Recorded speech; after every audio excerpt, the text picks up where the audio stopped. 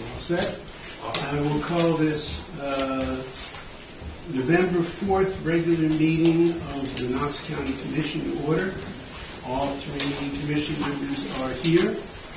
And it says that our first item of business is commission update. And it says that the fiscal year 2026 budget is part of that discussion. It is.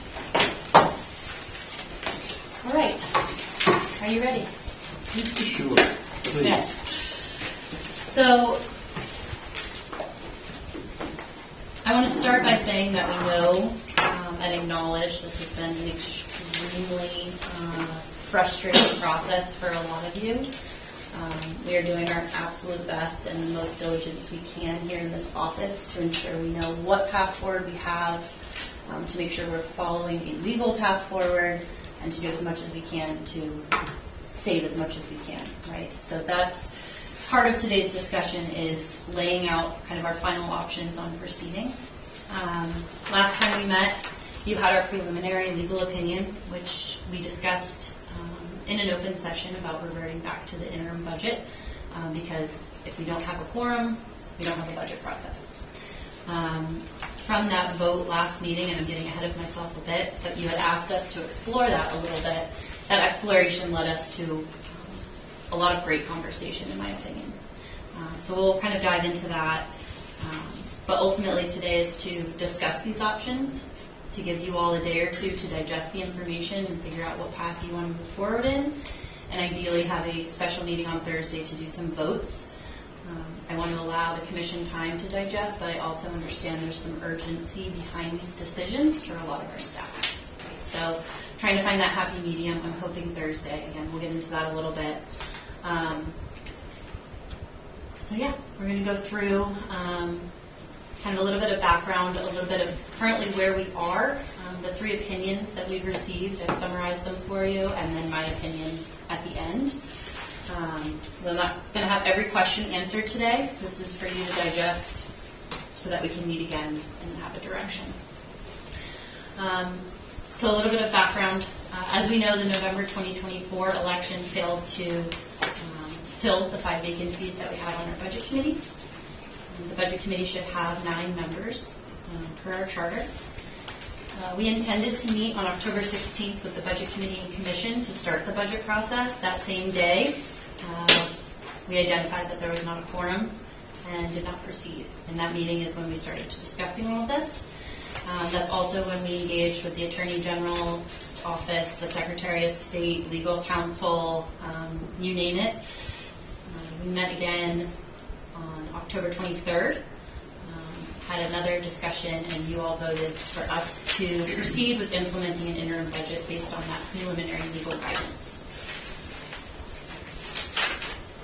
So currently, we do have 5 vacancies on the budget committee. Our towns have been diligent in their efforts.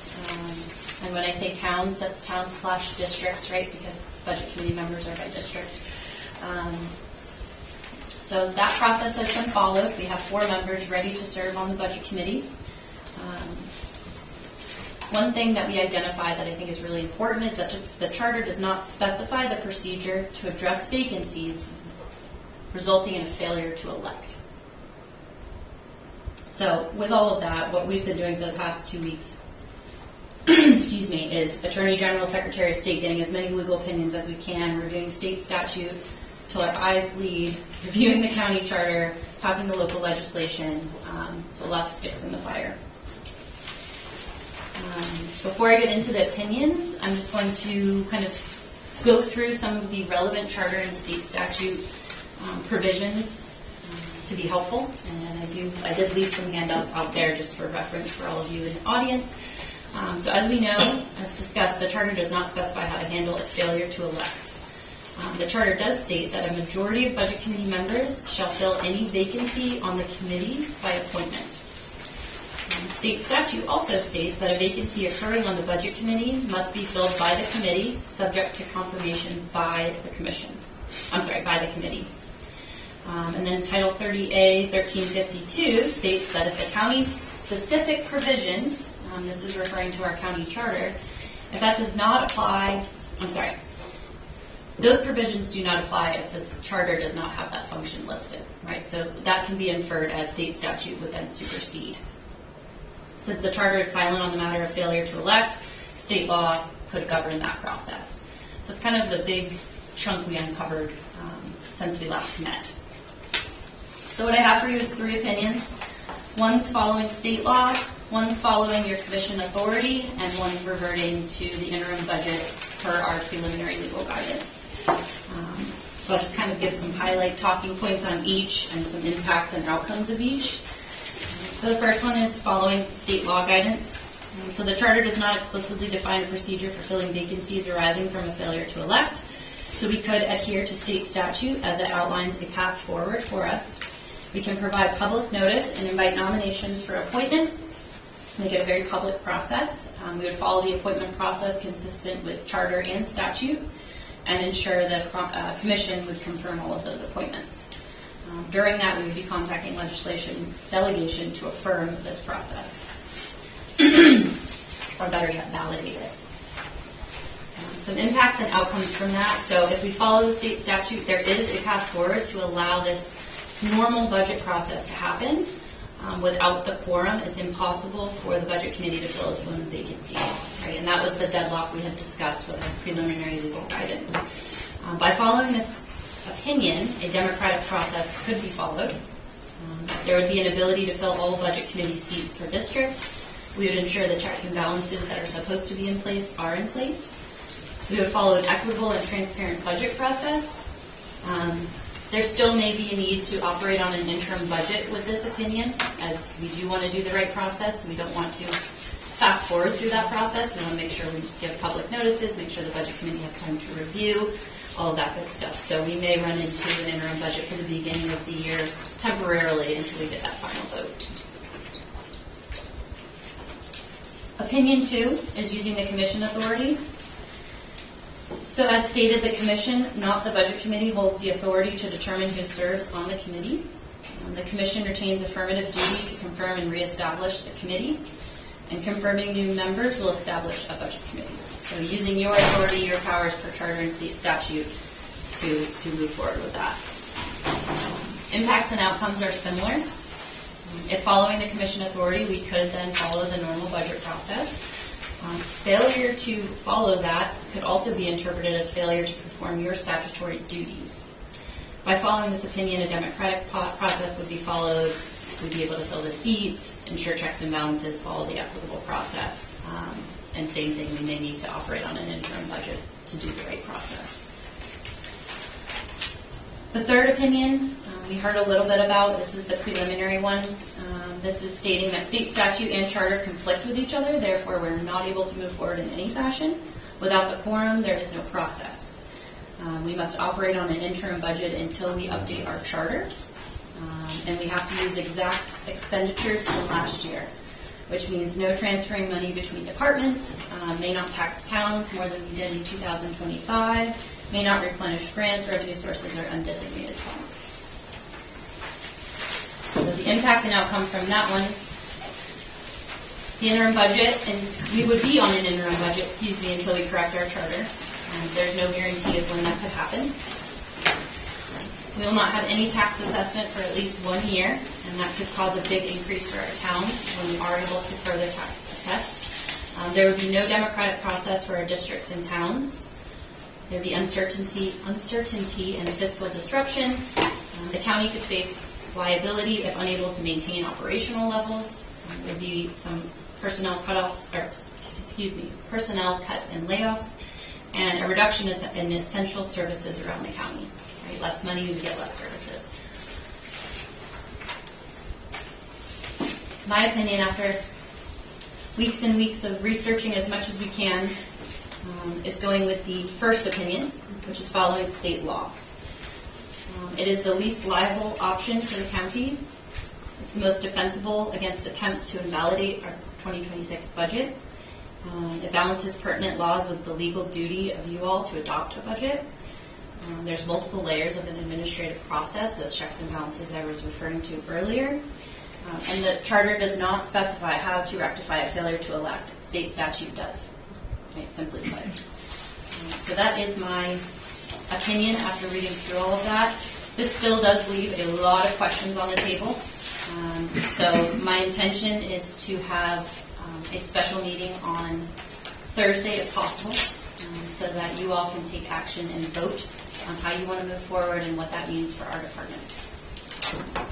Again, as stated, I want to make sure you have time to digest and make sure you have time to consult with legal counsel or myself or whoever you want to consult with, but also understanding that a lot of our employees have been strung along for a long time and we want to get some decisions as quickly as possible. Question? Go.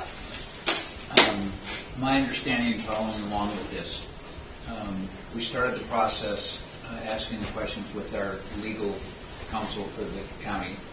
Then we went to the Secretary of State's office and Attorney General's office, and then we went to a special attorney that has the most experience in this thing. If I remember correctly, statements from the Attorney General's office, they'd never come across this before. So they did not have precedent to make a decision about that.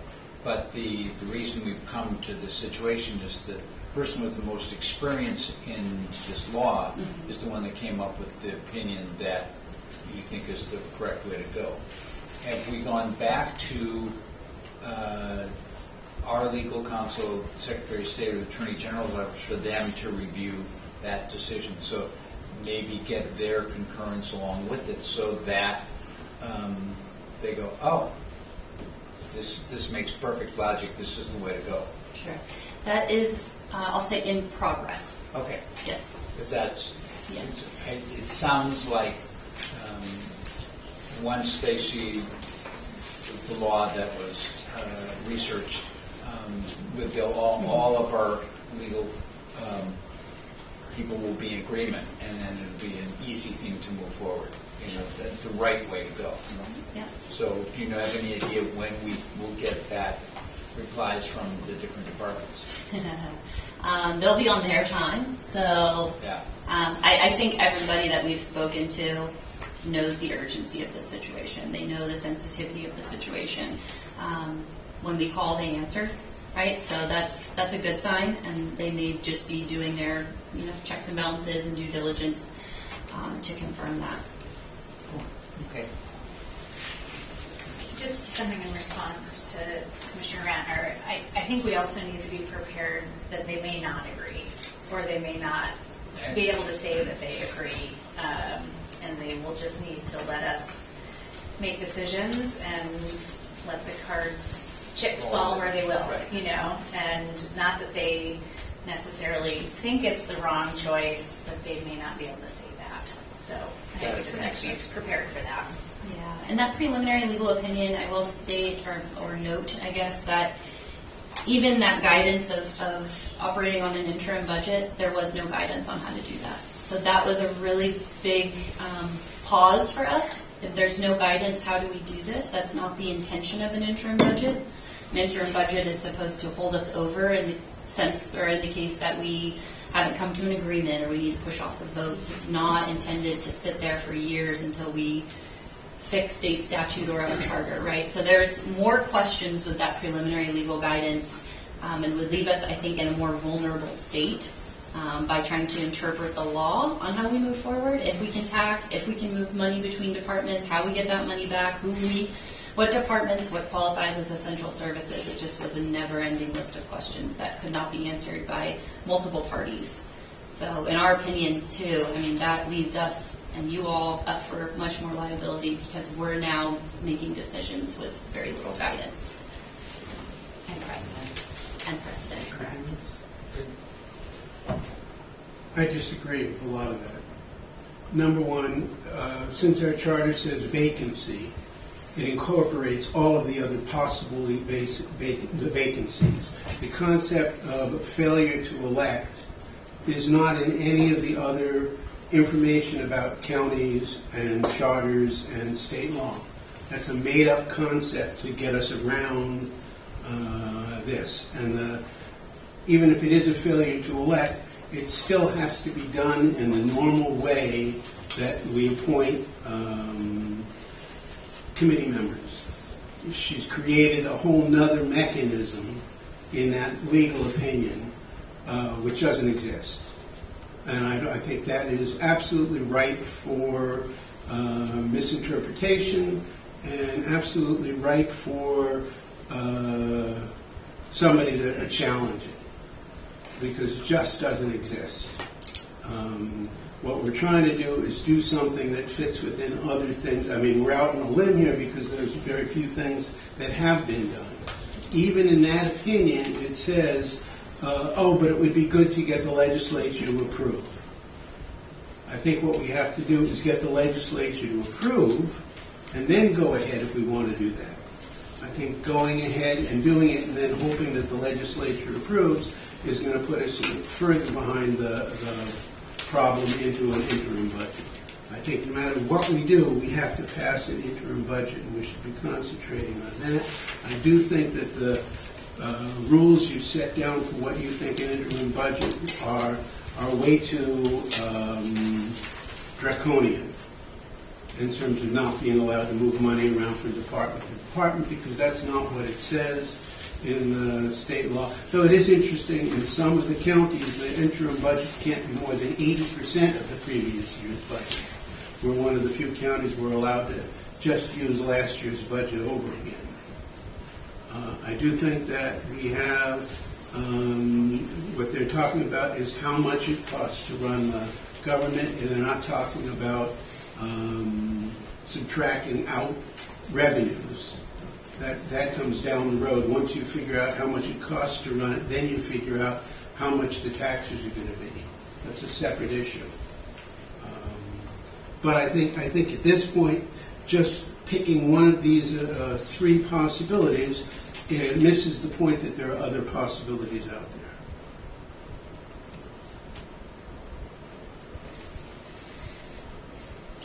Question for you.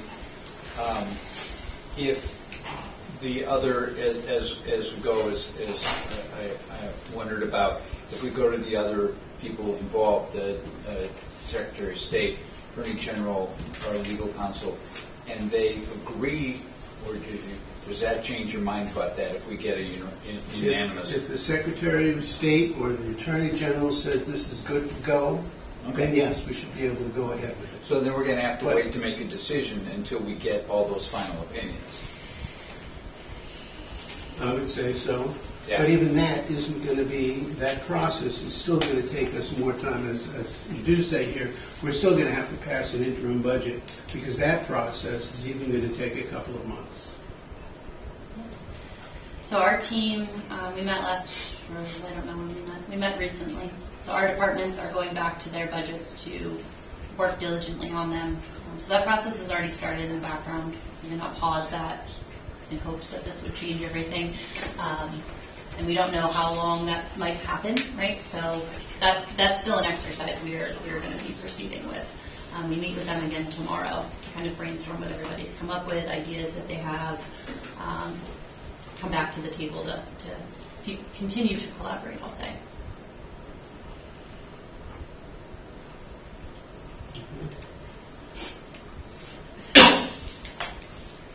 I'm just curious about what you said about you think we're being too draconian about the interim budget, and this may not be the time to talk about that. Maybe the Thursday meeting is, but I think part of the interim budget is understanding the interpretation of what we can do there. And I haven't heard anything that convinces me one way or another that we have to follow a draconian path, or that we can be a little more flexible. And since there is no precedent for this, I think that's another legal point that we would have to pursue. Mm-hmm. So I just want to note that, which I know you've been following every lead. But that will be a particular concern for me if we do have to approve an interim budget, even for a short term, not for a full year. I had thought we were going to get that legal opinion from the third attorney in terms of, instead we got how do we elect new budget committee members. So I think it's only part of the opinion we were hoping to get. Well, and engaging in the last, because some of the opinions overlapped, right? It wasn't just 3 opinions. We have Right.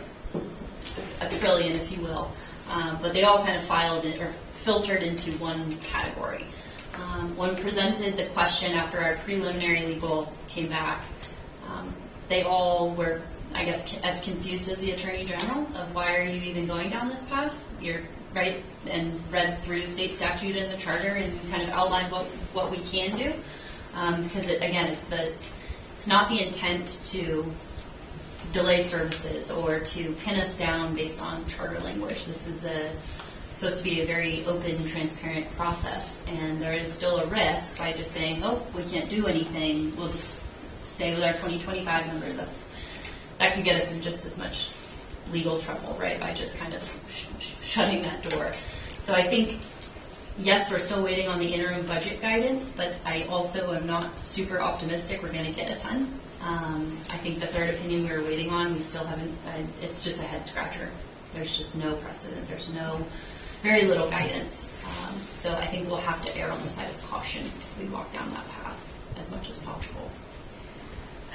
Well, yes, and we're setting precedent, so maybe this is an opportunity for us to forge a path. And of course, there's always the chance that it could have to go before the courts at some point, hopefully not. But if we see an opportunity to be a little more flexible within the bounds of that overall number, I think it's worth taking that risk, especially if it means better functioning of the entire county. Right. And I think, when we present the question, the typical answer is, well, there's nothing. Yeah. So I would do this. Right. And they're very varying. Yeah. So charter on course. Yes, exactly. And I think, as long as we have open discussions, involve as many people as we can to help decide these big decisions, right, and set that precedent. So if another county does face this, they're not stuck in this corner. I think I understand what you. I think. Yeah, I think so. And I, we have incredible expertise in this room that can tell us what we need to do to make sure the county functions properly. And to me, that's the expertise that we need to be listening to as we move forward within an interim budget. Since we have no other guidance, we need to guide ourselves. Yes, exactly. So as soon as I hear from the Attorney General's office, our legal counsel, Secretary of State, any one of those, you all will be notified, of course, for them to either confirm, deny, have questions, feedback, whatever that looks like, so that we can have some sort of backing to move forward, which I think we can probably make happen tonight or tomorrow. Again, they've been very gracious in helping us. Just in terms of scheduling another meeting, I will say it, I'm available anytime. Okay. I have nothing on my calendar for a few days, so. Okay. I have constraints. I usually check with you first. Okay, and I have yours. Anything else on this? If not, we'll move on to the next item on the agenda, which is public comment. Is there anyone who's here who would like to address the commission? Identify yourself. Thank you, Commissioners. My name is William Doyle. I represent the National Correctional Employees Union and many of the folks working at the Knox County Jail. My question here, and I understand public comments, but you don't have to really respond, and you probably won't after you hear my question, so I'll be brief. With that, why wasn't there more discussion about this after the 2024 election when the Budget Committee failed to elect members, right? And I understand some of you may be new, but you're not new to politics in Knox County, right? Some of you served on different boards and committees in your town, right, before coming to the commissioner's seat. And I understand from a meeting I was at, some of your staff members are new. Being new is not a defense when you're talking about layoffs, when you're talking about upending people's lives, being new is not an excuse. All right, so when you look at this, you're the commission. You're the deciding body. You have to make these decisions. And so we ask you, when these things are popping up early on, why weren't they identified?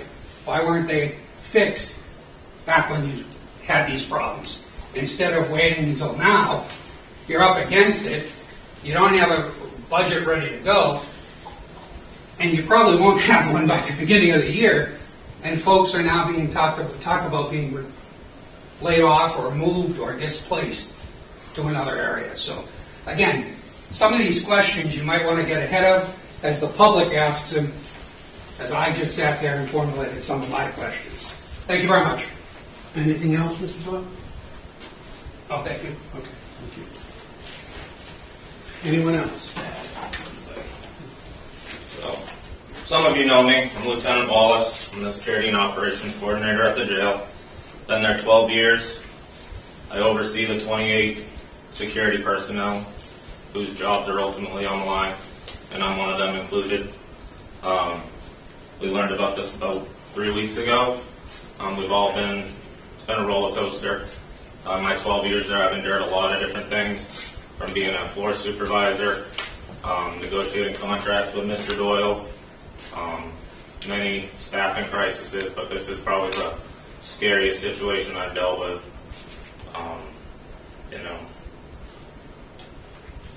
But just before you guys make your decision, I need you to know that we worked really hard this summer to get fully staffed, and that's something we haven't been in a really long time. And we had probably some of the best corrections officers in the state. And any decision you make, you just really need to think about that. Because if we lose that, the dedication, the commitment, and the people that we have there, we won't get it back. Like, if we lose what we have now, we will not get that back. They play counselor, they pay coaches, mentors, they show compassion to people who are often at their lowest points in their lives, whether it's talking someone down from thought of self-harm, helping them fill out job or rehab applications, or referring them to mental health services, or providing life-saving medical aid, or just simply down and listening to them. Sorry, I had that speech prepared. So I really just ask you guys, Ms. Christie gave you 3 options. I really need you guys to really digest that. I know you have your personal opinions on them, but really think about those, because there's essentially 30 of us, and even more, some contract services whose livelihoods on the line. And we've all poured a lot of hours into this county. The thought of not putting this uniform on after the first of the year really does not sit well with me, because I've got a lot of hours invested in this county and these taxpayers. We have a facility that we can be proud of. The taxpayers have invested a lot of money in capital improvements over the past few years. It's old, but it's polished now, and it's doing what it needs to do. And it's a ripple effect across all services. If we have to discontinue the services that we provide now, it's going to affect patrol divisions, it's going to affect local police departments. If they have to go elsewhere, essentially pulling their services off the road for hours while they have to either transport to a facility further away and do paperwork down there, and then calls to services are going to go unanswered. So the liability is not just in the jail, and it's not just in jobs lost. It's also in lives out on the street. So you guys have a lot to think about before you make these decisions. I'll interject just for a second. We understand that. We understand that we probably have the best corrections officers in the state. We have the best run and jail in the state. We really do appreciate the amount of work that everybody's been putting in, the fact that how hard it's been to get to the point where we're fully staffed, and how much we appreciate the dedication of everybody. It doesn't, unfortunately, change the fact that we may be in a budget crunch, but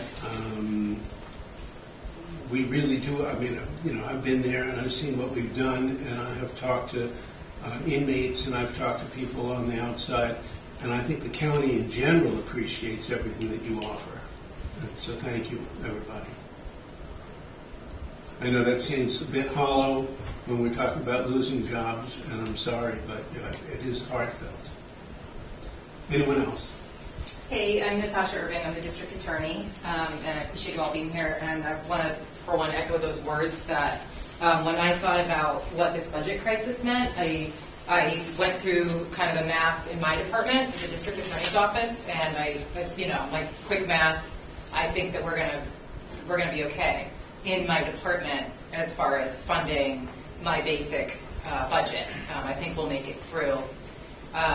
What my practical panic is about is what's going to happen with our corrections officers, what's going to happen at our jail, what that's going to do to public safety in the district. It has been so great to have a fully staffed jail. I cannot imagine the work that our corrections officers do.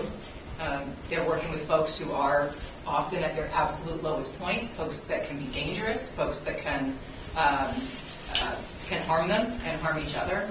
And so when I think about what the risks are here, I don't think my biggest concern wouldn't be, we get a lawsuit and we have to worry about defending the process of appointing people to the budget committee.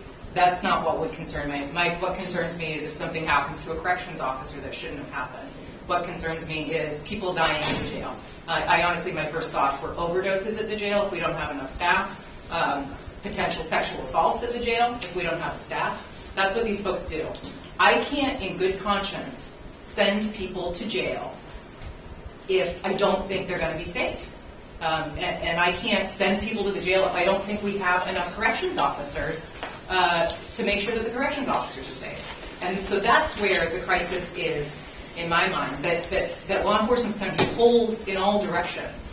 And there's going to be people that are going to lose their lives. I mean, like the difference between life and death in these emergency situations can be minutes. And the issues we went through during COVID, when it took a long time to book somebody into the jail, that was a problem, and we had to change our policies at the district attorney's office to try and accommodate.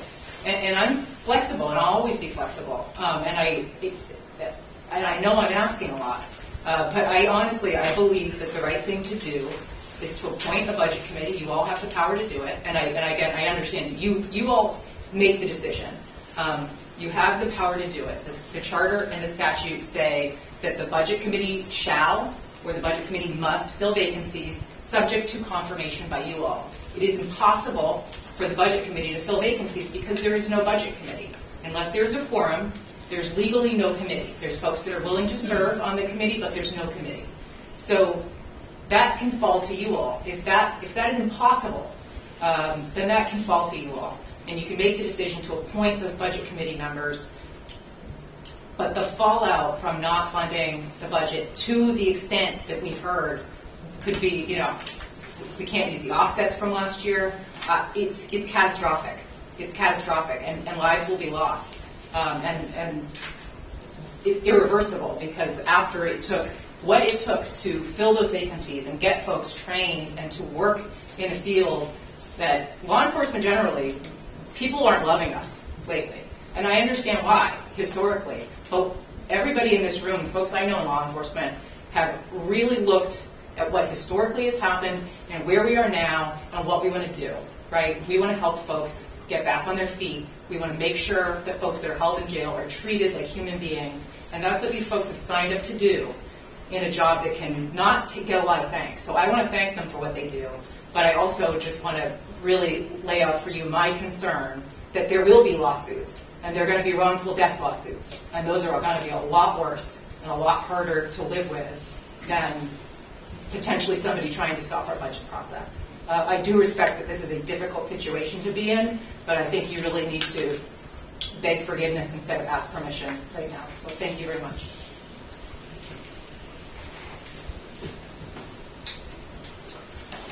I'm Deputy Frick with the Knox County Sheriff's Office. I am their jail diversion deputy, so part of my job is to work within the jail and work alongside these corrections officers.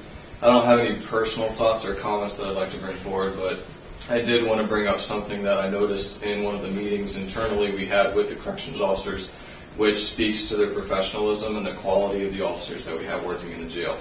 one of the corrections officers brought up a point. A lot of the roller coaster is what's going to happen to me, what's going to happen to my job, what's going to happen to my family. Do I buy Christmas presents? Do I not? But aside from those thoughts and feelings, what he chose to voice was how this will impact the people who are arrested and brought to jail. So we've talked about how this may affect public safety, the logistics of law enforcement.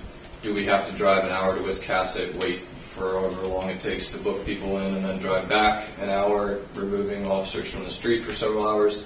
But his thought was, somebody who is arrested now may wind up in Wiscasset when they're from Knox, and they're already the type of person who maybe they don't have a car, maybe they have mental health issues, maybe they have substance abuse issues. So part of the law enforcement trend that we're seeing now is to take undue burden from the citizens of the county and not impose things on them that are unreasonable. And part of that to me may be if somebody has to walk everywhere they go and now they've been transplanted to Wiscasset, how does that affect them and their family? And the people who are incarcerated, some of the only thing that they may hold on to is knowing that their family is here in town. They can come visit, they can come support them through this process going through the legal system. So I wanted to give credit to the level of professionalism that we have working in our jail. Thank you. Thank you. Anyone else wishing to address the commission? Questions or observations? Is this public comment? Oh, please. My name is Luca Mellon. I live in Rockland.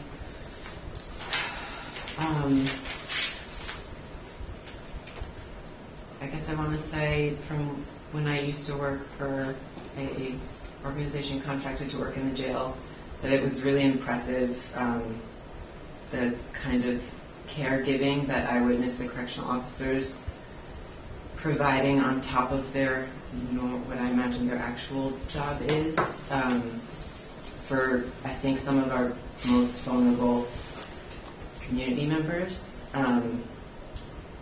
It was difficult for me to read that there might be a lot of layoffs for those same COs that I just feel like I witnessed a really beautiful way that they took their job seriously and went above and beyond their job many times. And it's hard to, I don't feel good about, I'm sure other people agree, but I'm just going to say it would suck to invest so much for years into that job that a lot of people don't want to take, but somebody has to do it, and a lot of the people who are doing it have been doing like a really beautiful, compassionate job, in my opinion. I think there's bigger issues related to the last time I talked in front of the county commissioners in February about oversight specifically of jail administration. I don't want to rehash a whole bunch of stuff, but I was appointed to an advisory board that is mandated by the state to give suggestions on the jail, and we did not, I don't believe we got a chance to really participate in that process after the jail had never participated in that required process of the Knox County Jail Board of Visitors. We tried and then were disbanded, and part of the reasoning that I can't be on that board anymore was because I was a Knox County Jail employee, which I think I've proven I have never been. So I want to just leave all that drama aside, but allude to it to say it felt this winter when I was going through that and trying to push back on that there was an unwillingness on Sheriff Bulkey's part to participate in a good faith effort to receive feedback on how administration is doing, etc. And that was disheartening. Like right now my body is shaking just like remembering how difficult it was to like be shut down with a statement that is a bold-faced lie for part of our community and a population in our community that I really care about, and that it's really difficult to, it can be really difficult to stand up for because there's so much going against them. Thank you. Timothy. Anyone else?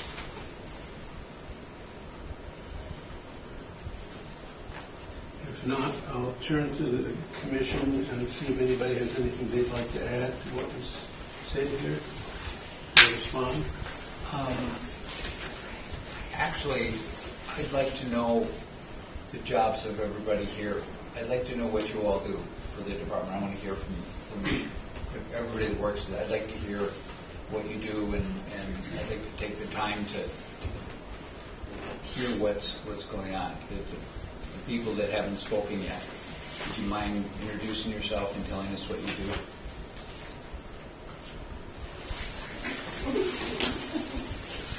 I'll start. My name is Rosie Goldman. I am the Mental Health and Substance Use Commissioner at the jail. Autumn Dinsmore, Lieutenant Program Services at the jail. Morgan Willey, the Health Service Administrator at the jail. I oversee the medical department. Tim Thompson, I'm the Assistant Programs Officer at the jail. Sergeant Ben Raven, I oversee the Transportation Department at the jail. Officer John Parker, I'm a frontline officer. I'm Corporal Hannah Bickford. I'm the day shift assistant shift supervisor. I'm Corbin Nelson, Correction Officer.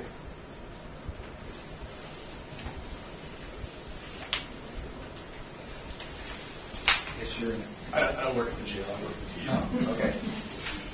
And I know, okay, anybody on that side? Okay, I just want to know who the people are. It's important that we know you as people, not just as figures on a piece of paper. And that's exactly how we all feel at the jail too. We're family. Yeah. We have each other's backs, and the thought of some of us leaving, it's sad. Well, thank you for all being here. Thanks for being a real face to the problems we're facing. I appreciate that. I appreciate your work.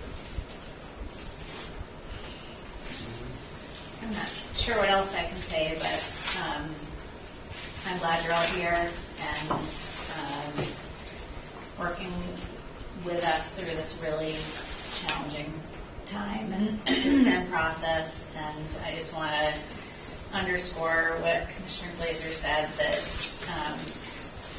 we do understand. I went to a meeting at the facility when we first wanted to talk to you all about this, and I was just, I said to Amber that I was so touched with how tight you all are, and somebody referred to the jail as being home, and I just thought, well, that speaks volumes about how tight you are all, and how well you work together, and how much you care. So I get it, and I am really happy, not happy, but glad to see you here. We're going to try to make the best decisions that we can, and it's going to be hard.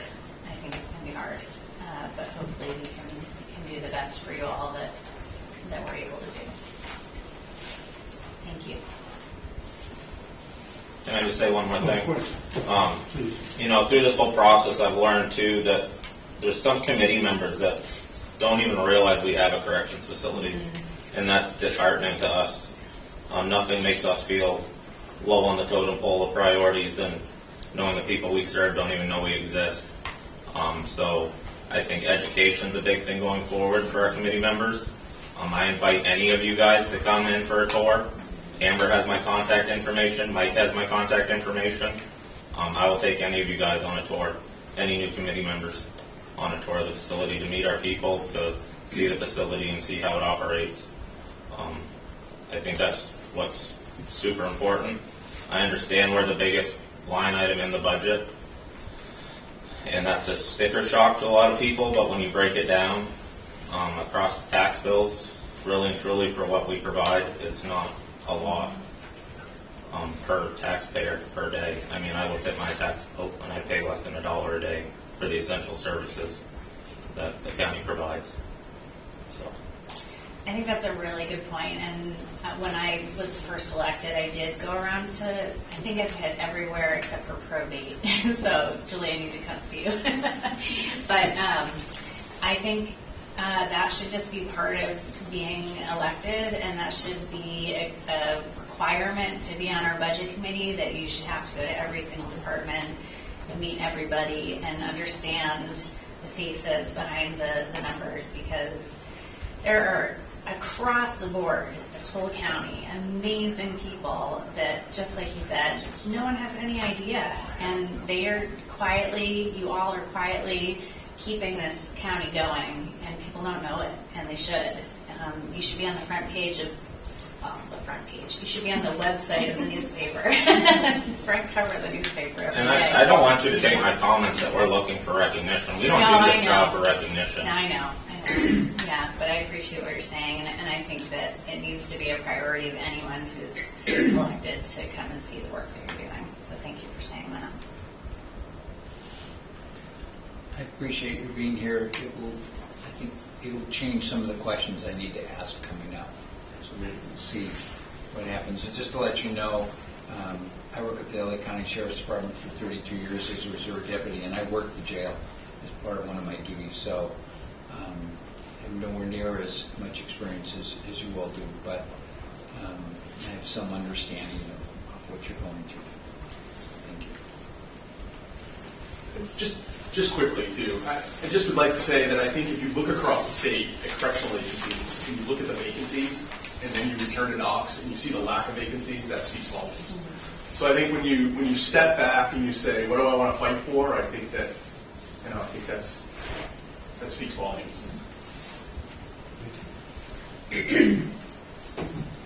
Anything else?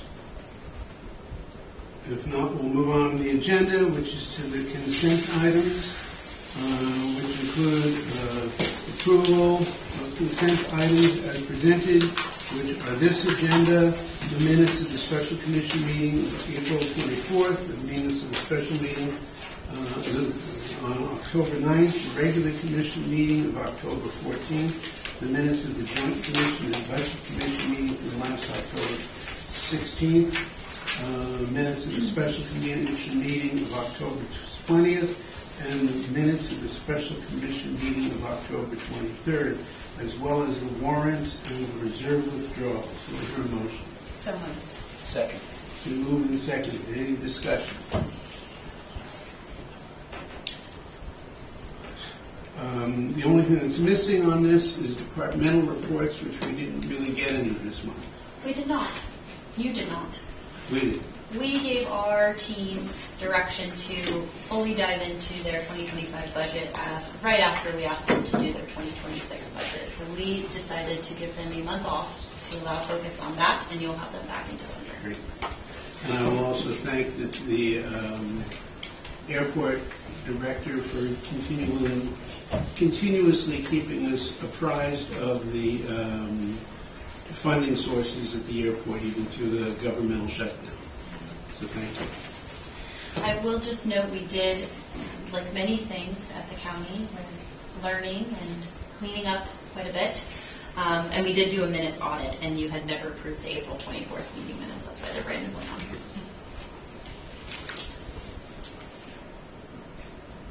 Any further discussion? Seeing as there's none, all those in favor? 3 in favor, none opposed. Action items. The first one we have is an act to approve the transfer of assets from the state of Maine, UCC docket number CR 23-259. I should let somebody else read this. Pursuant to 15 MRSA 58242. So moved.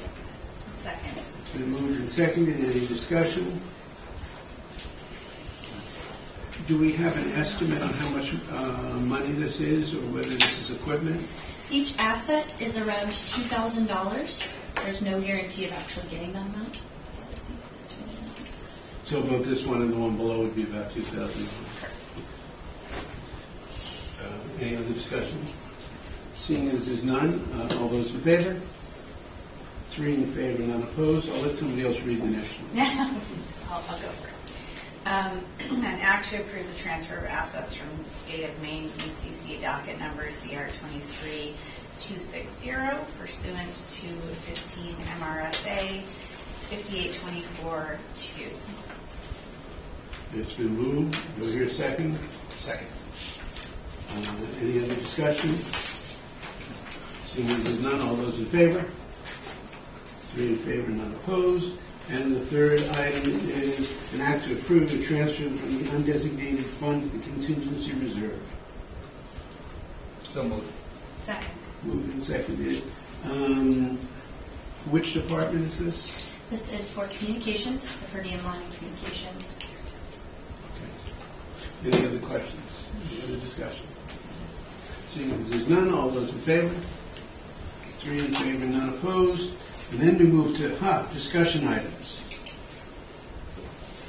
I'll keep it short and sweet today. Can I, Yeah. I want to add a question on discussion item before we get there. We've talked in previous weeks about the ARPA funds for the food pantry. Comes for And with everything that's going on this particular week, I'm curious if that ever got solved. They're still waiting for a call back. I know that Town Manager Todd Sousa and I have been in contact almost weekly trying to track it down. So we're still doing our due diligence, still calling and emailing. I think he's been by a couple of times to see if anybody's in. So despite all of this, that is still... Just to fill everybody in, there's one of the last bits of ARPA funds that were not spent was, I think, $38,000 that was going to a food pantry, and they never claimed the money. And right now, with what's going on, I have to think they're in need, but we've had trouble communicating with them, and we're not allowed to give the funds to anybody else. If they don't claim it, we lose it. And I'm just trying to make sure that that the money goes to the food, to the people where it needs to go. So I ask every meeting.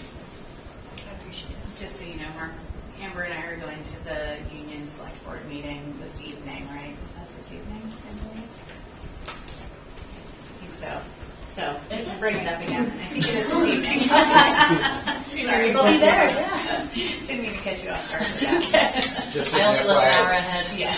just an FYI, we're going to Camden's meeting on Wednesday.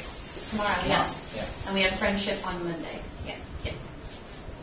So we're getting out there. We are getting out there. Well done. Discussion items. Okay, short and sweet. Number one, the courthouse roof. We're working diligently on a grant. We discussed, or I guess you heard a quote a few meetings ago that was a little high for our liking. We've gone back out. It's a company that will help us with the bidding process. They're kind of a third party, if you will. So they have a new quote for us. We're going to make the courthouse the priority. The other ones I think can maybe go a year or two, but the courthouse cannot. So I'm working on a grant for that. The application should come out any week now. It's due by December 5th. It's a pretty simple process, and we have the funding end of January. So I'm pretty hopeful for that, to get some or partial funding to kind of help with that. As soon as I have that, we'll bring it forward so you all can review the terms and conditions as discussed in the grant review process. Is this a federal government grant or a private grant? Or? This is the National Historical Building Grant. Okay. That's not the name of it, but it's something along those lines. If you're registered as a historical site, you are eligible. Yeah. Got it. So something like Fingers that. crossed. Yes. There is a new abatement law. Obviously, here in Knox County, we have a board of assessment review, so this would not fall to the three of you. But in other counties, the commission is the board of assessment.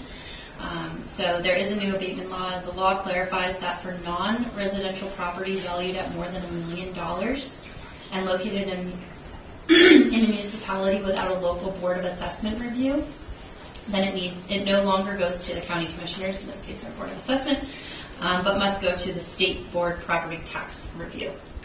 And that is effective of end of September of this year. So just an update, our board of assessment review team will be made aware as well.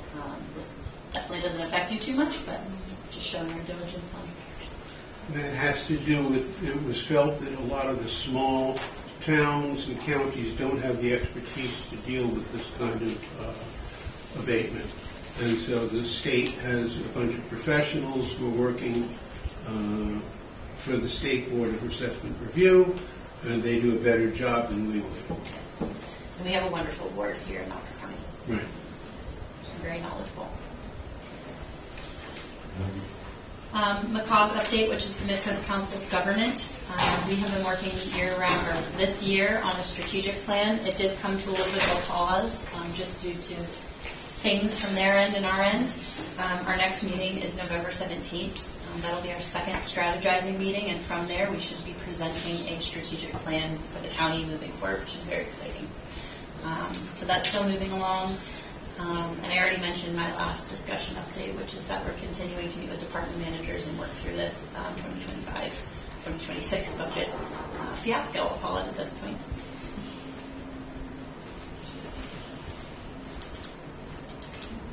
The 17th, what time is that? 1:00 p.m. Is that something you'd like me to be at? That would be wonderful. Okay, I'll check my calendar. Okay.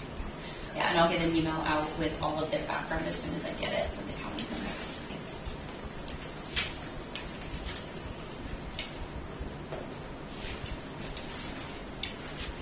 That's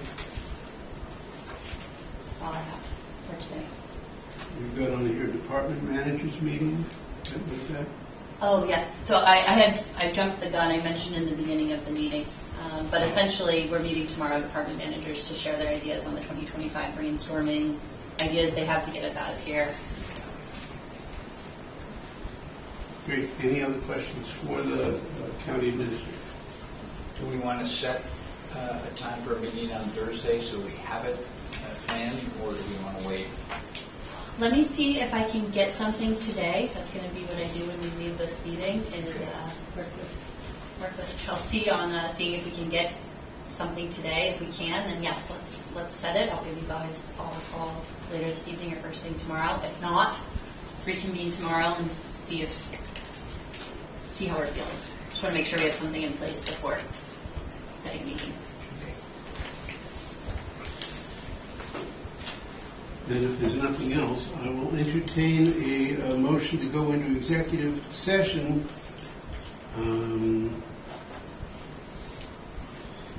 for personnel matters pursuant to 1 MRSA 4056A.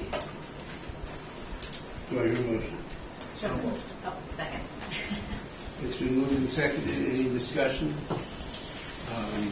Since I have no idea what this is about, I guess we'll find out. All those in favor? In favor, none opposed.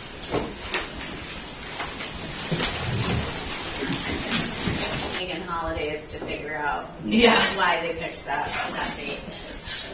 We were going to bring up, so normally we do some sort of admin closure on Christmas Right. Eve or whatever. We were going to bring that up today, and we thought, if you got the meeting, Yeah.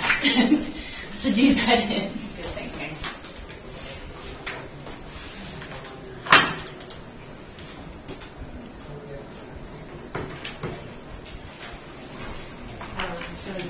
That's right. Are we live? Then we come out of executive session.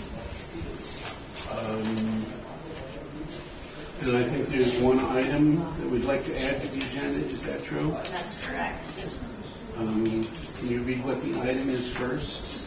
Okay, do we need to make a motion to We add need to an make a item? motion to add this Add this item. particular item. Okay, so the motion we would like to add is to approve an agreement of a voluntary resignation from dispatch, from a dispatch employee, pardon me. Do you want me to read that again? No, that's all right. You will get to read it again, but this is just to add it to the agenda. It's been moved and seconded. Any discussion about adding this to the agenda? Adding an item to the agenda has to be done unanimously. All those in favor? 3 in favor, none opposed.